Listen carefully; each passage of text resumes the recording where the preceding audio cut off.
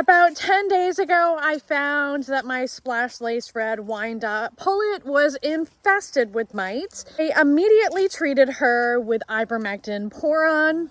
I made a video for y'all about all that, so you can go check that out. But basically, I used a couple drops of ivermectin pour-on right around the vent to take care of those mites. Additionally, I inspected every other bird on my property for signs of mites.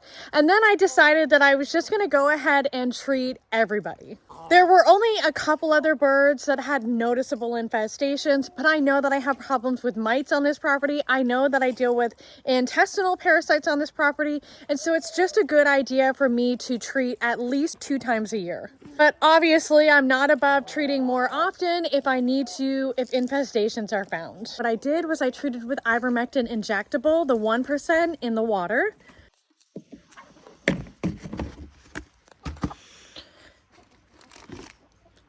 This is what I used right here. According to the Chicken Health Handbook and Poultry DVM, you can use 4 cc's per gallon of water of this ivermectin 1% injectable. Although there is conflicting information about this in different sources on the internet. Some people swear that it's not water soluble. Some people swear that it's fat soluble and it doesn't work orally. I had really good results, and I trust the Chicken Health Handbook, and I trust the Poultry DVM, and I trust other friends in the chicken keeping community who also use the same treatment. Although with some people, sometimes that dosage varies, but 4 cc's per gallons of water, and I made it fresh for 2 days. It's nice to be able to treat in the water because it's pretty simple to just fill up a waterer.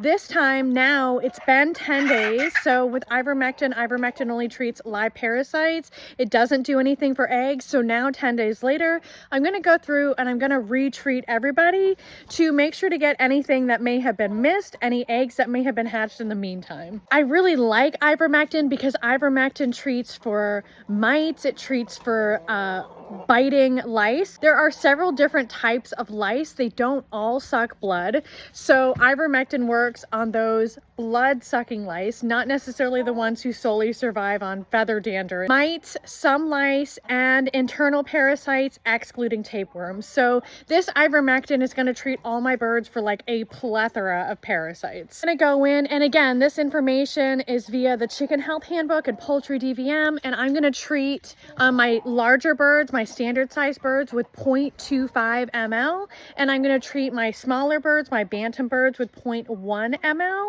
And I'm just gonna really carefully squirt it in the mouth. I'll do like a drip drop at a time down the right side of the mouth. I'm going to be careful that they don't aspirate. There is an egg withdrawal time of ivermectin. Again, information about this is conflicting in different places on the internet, but it seems to be at about 14 days of egg withdrawal time. Egg withdrawal time means throughout that time, we're not eating the eggs, we're not selling the eggs, we're not feeding them to dogs. There are certain species of dogs, I think like border collies in particular, who are really sensitive to ivermectin.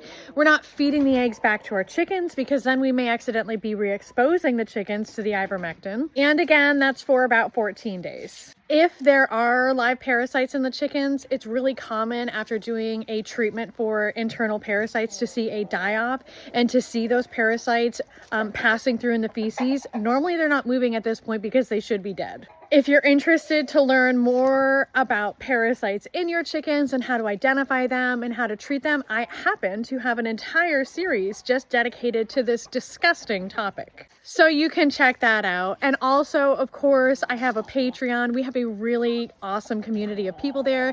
We have a patrons only Facebook group where we can all communicate with each other.